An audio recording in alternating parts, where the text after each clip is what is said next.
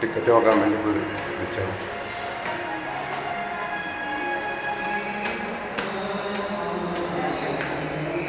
ഇതാണ് സ്റ്റെപ്പ് വഴിയുള്ള. നമുക്ക് ഇവിടുന്ന് വിഷ്വൽസ് എടുക്കാമല്ലോ ആ ഉദ്ദേശം. ഇത് നമ്മൾ ഈ ഭാഗത്താണ് മുമ്പ് കൊണ്ടിരുന്നത്. അതൊക്കെ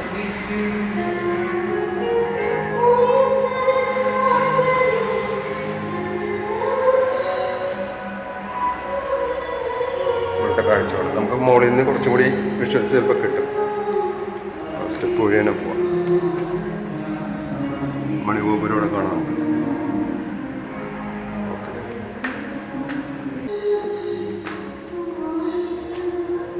ഗ്ലാസ് ഒന്നും ക്ലീൻ അല്ല.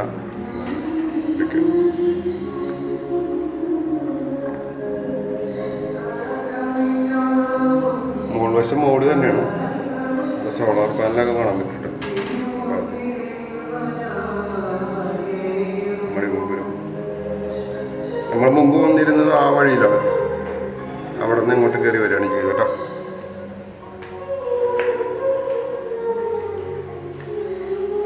അവിടെ പ്രാവുകളൊക്കെ ഇഷ്ടംപോലെ ഇരിപ്പുണ്ട്. ലിഫ്റ്റ് ഉണ്ട്. ലിഫ്റ്റ് നമ്മൾ എടുക്കാനായിട്ടാണ്. കാരണം നമുക്ക് ഈ കാഴ്ചകൾ കിട്ടണമെങ്കിൽ എന്തായാലും ഇപ്പോൾ പുതിയതായിട്ട് ചെയ്തിട്ടുള്ളതാണ് കേട്ടോ. മുമ്പ് ഇങ്ങനെ ഒരു സംഗതി ഉണ്ടായിരുന്നില്ല. അവിടെ കുറേ പഴയ വസ്തുക്കളൊക്കെ എടുത്ത് വെച്ചിട്ടുണ്ട്.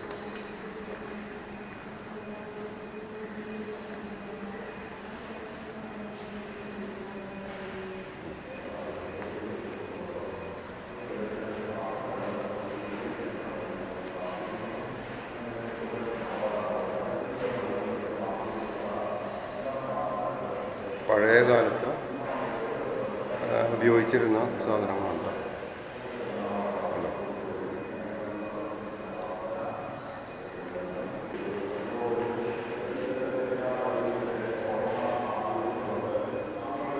പഴയ മൈക്ക് വരെ വെച്ചിട്ടുണ്ട്. മൈക്ക്, താക്കോലുകൾ, പഴയ ഇതിലേക്ക് താഴിന് ആവശ്യമുള്ള സാധനങ്ങളൊക്കെ. പിന്നെ ഇവിടെ കുറച്ച് ഇതൊക്കെ ഉണ്ട് കേട്ടോ.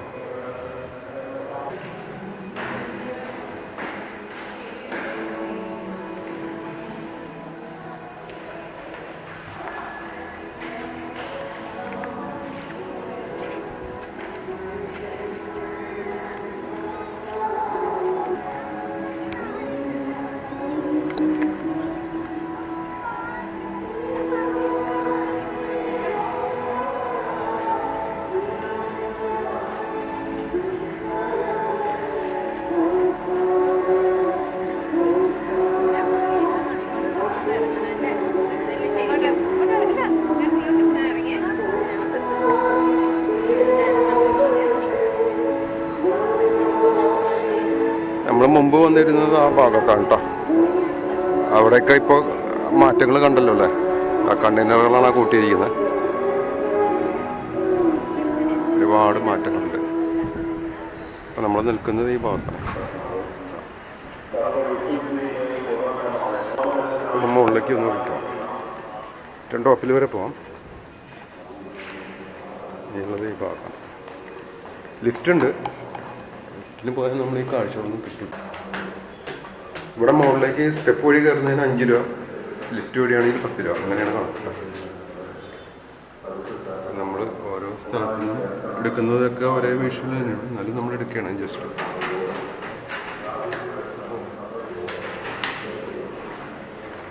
ഇവിടെ ഏറ്റവും ടോപ്പിലേക്കുള്ള ഭാഗമുണ്ട്.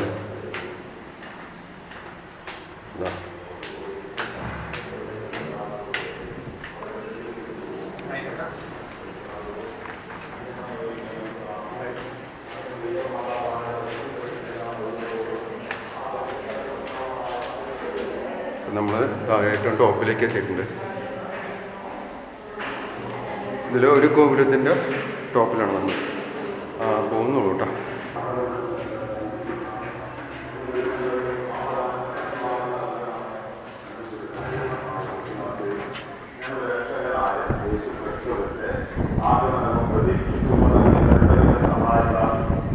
ടോപ്പിലേക്ക് പോകാം.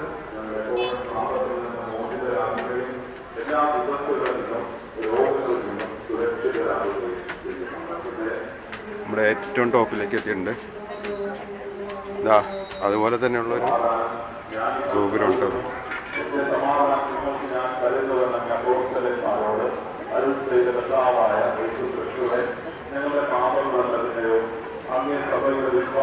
ഇതുപോലുള്ള ഗോപുരമാണ് ഈ കാണുന്നത് കേട്ടോ. അതിൻ്റെ മുകളിലാണ് നിൽക്കുന്നത്.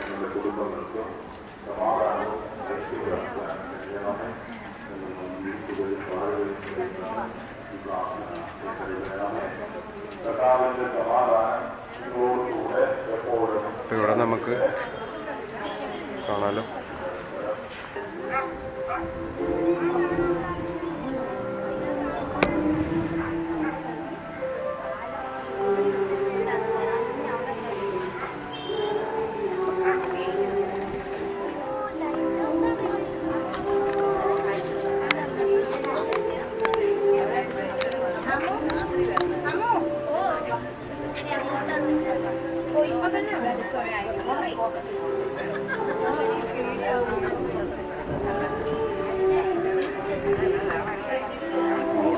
ഷീറ്റ് ഇല്ലാത്തതുകൊണ്ടേ മഴ പെയ്താൽ നമുക്ക് പണി കിട്ടും. അതുകൊണ്ട് ഫാസ്റ്റായിട്ട് എടുക്കണേ.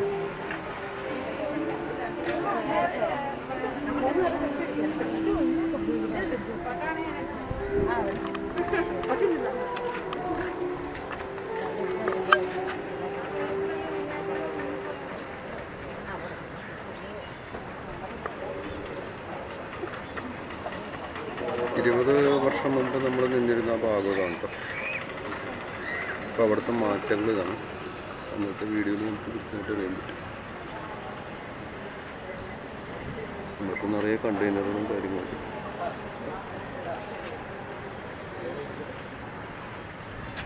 അപ്പോൾ നമുക്ക് കണ്ടെയ്നർ ടെർമിനൽ കാണുകയും ചെയ്യാം.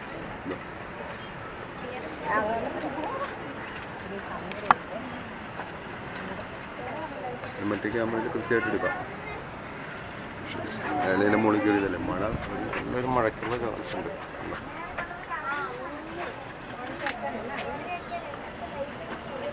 ഏതായാലും മഴയ്ക്ക് മുമ്പ് സംഗതി എടുത്തേക്കാം. മഴ പെയ്താലും എടുക്കും, അത് വേറെ കാര്യം.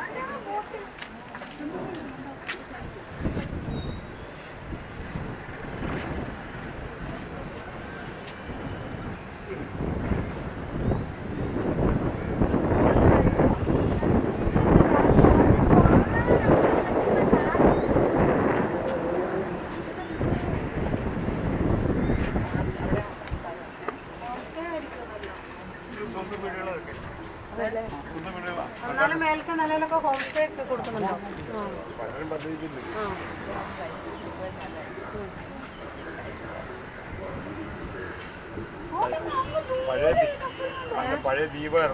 അതെയല്ല, മീനാക്ഷി അമ്മേനെ കണ്ടോ മാതാവ് രക്ഷിച്ചിട്ട്?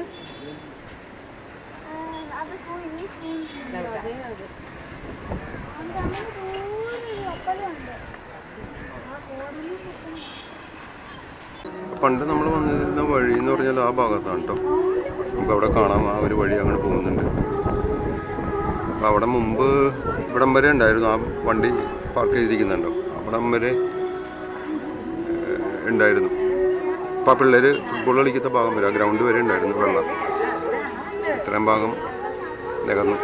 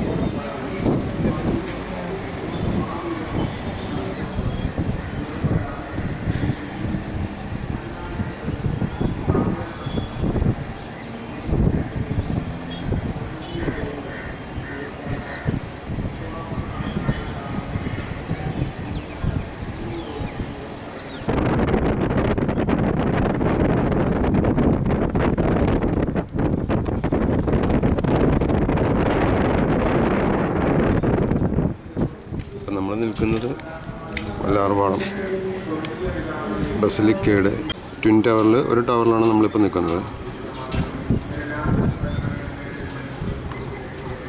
അത്യാവശ്യം നല്ല ഹരിതാഭയൊക്കെ ഉണ്ടല്ലേ നമ്മുടെ നാട്ടിൽ, കണ്ടോ? നല്ല പച്ചപ്പും കാര്യങ്ങളൊക്കെ ഉണ്ട്. ഈ എറണാകുളം നഗരം കൂടി ചേർന്നിട്ട് കണ്ടൽക്കാടായിരിക്കും നോക്കിയാലും കണ്ടൽക്കാടാണ്. അപ്പോൾ നമ്മൾ മുമ്പ് വന്നിരുന്നത് ഈ ഭാഗത്താണ് കേട്ടോ. അന്ന് ഇതാ ഇവിടെ നമ്മൾ നേരത്തെ പറഞ്ഞ പോലെ ഇത് വണ്ടി ഇട്ടിരുന്ന ആ ഭാഗത്താണ്. അനിയൻ ചായ കുടിച്ചതും എല്ലാം ഈ ഭാഗത്ത് തന്നെയാണ്. സോഡ കുടിക്കാനൊക്കെ. ഇപ്പോൾ അവിടെയൊക്കെ കുറേ വീടുകളും കാര്യങ്ങളൊക്കെ ആയി. വലിയ വ്യത്യാസങ്ങളൊന്നുമില്ല. സ്ഥലം ഇച്ചിരി നികത്തിയിട്ടുണ്ട് ആ ഭാഗത്ത് ആണ്. ഓക്കെ, അവിടെ ഒരു പഴയ വീടുണ്ട്, അന്ന് കണ്ടേക്കാം. അപ്പുറത്തുമുണ്ട്.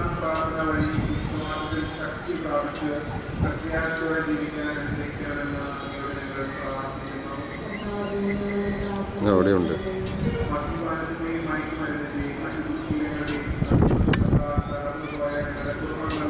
ഒരു പഴയ വീടാണ്.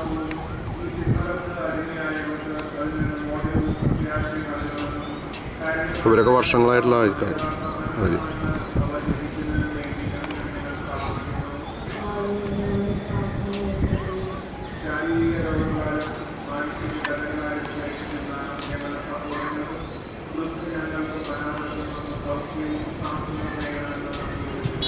വേൾഡ് കപ്പിൻ്റെ സമയമുണ്ട്. കുട്ടികളിപ്പോൾ ഫുട്ബോളിലാണ്.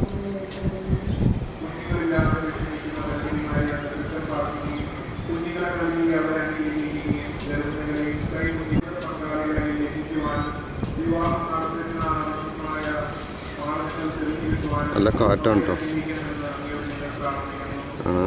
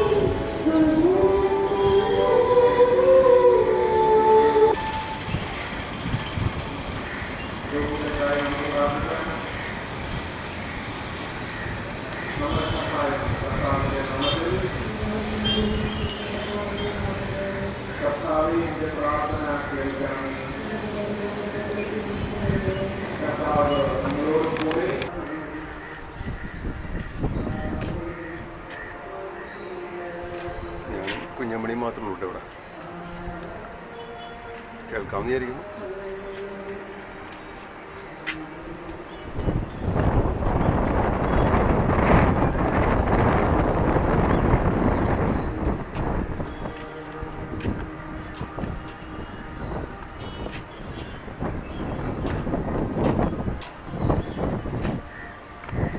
കുഞ്ഞമ്മണിയും ഞാനും മാത്രം.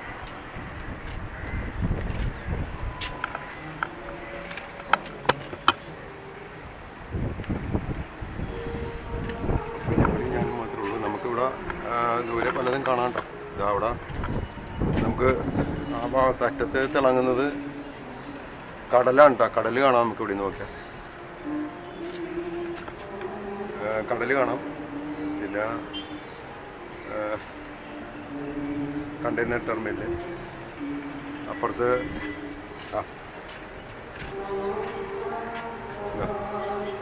Marine drive. അങ്ങനെ നമുക്ക് എറണാകുളത്തിൻ്റെ ഏകദേശം നല്ല അത്യാവശ്യം കുറേ ഭാഗങ്ങളല്ല പൂർണ്ണമായിട്ടും കാണാം. കടൽ ആ ഭാഗം മുതൽ ഈ ഭാഗം വരെ കാണാം. അങ്ങനെ എന്താ കാണുന്നതെന്ന് വെച്ചാൽ എറണാകുളത്ത് എന്താ കണ്ടതെന്ന് വെച്ചാൽ ഇവിടെ വന്നാൽ കൃത്യമായിട്ട് കാണാം. നല്ലൊരു സൗകര്യമുണ്ട്. ഇത് നല്ല കൊള്ളാം, ബെസ്റ്റാണ്. അപ്പോൾ ഓക്കെ, ഇവിടെ നിന്ന് ഇറങ്ങിയാണ് പതിവ്.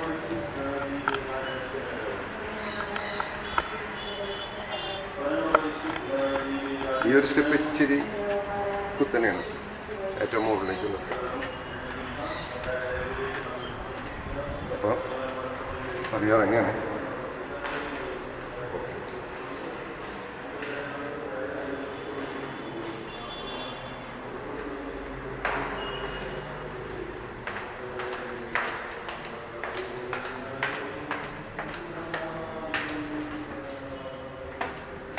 അത് കഴിക്കില്ല.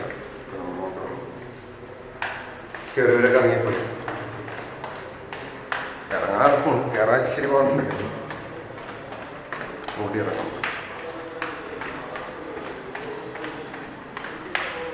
ഇവിടെയായിട്ട് വരേണ്ടത് ഇവിടെ കാണാം.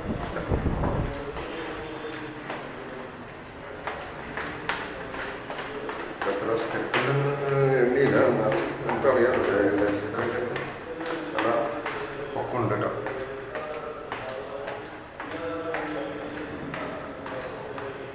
സ്റ്റെപ്പ് നോക്കുന്നുണ്ട്.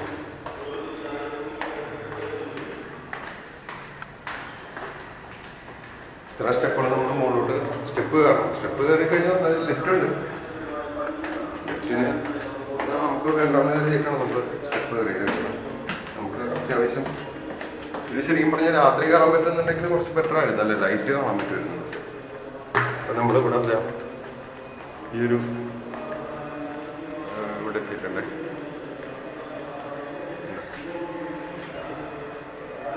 ഇവിടെ വീണ്ടും ഒന്നും കൂടി നമ്മൾ പ്രവേശിക്കണം. ഇനിയും വരാം, നമുക്ക് കുഴപ്പമില്ല, ഇവിടെ അടുത്തല്ലേ. ഇതാണ് ഇവിടുത്തെ ഓപ്ഷൻസ്.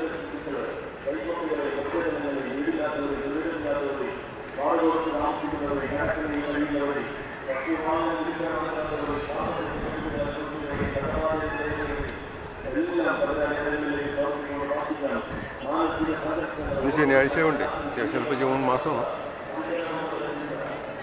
നമ്മൾ താഴേക്ക് ഇറങ്ങാം.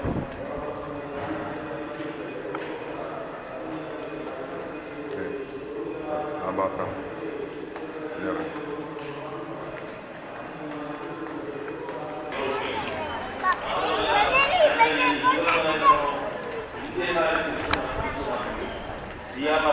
പലയിടത്തും അത് സ്വീകരിക്കുന്നില്ല, അത് കൊടുക്കുന്നില്ല. അങ്ങനെ പല പ്രശ്നങ്ങൾ നമ്മുടെ കുടുംബങ്ങളിൽ നിന്നുണ്ടായിരിക്കുന്നതിൻ്റെ മൂലകാരണം നമ്മുടെ പ്രാർത്ഥന ഇല്ലായ്മ തന്നെയാണ്.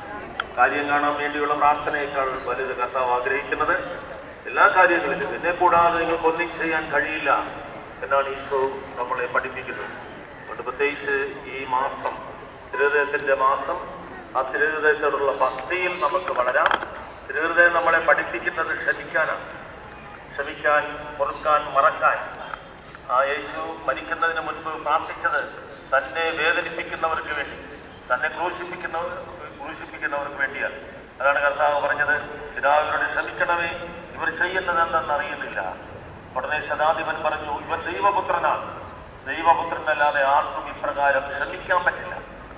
ക്ഷമ ഹൃദയമേ മുറിവുകളിലെ നൊൻപരങ്ങൾ പകർന്നു തരൂ. എല്ലാം ക്ഷമിക്കുവാൻ എല്ലാം മറക്കുവാൻ എന്റെ മനസ്സിനു ശക്തി തരൂ.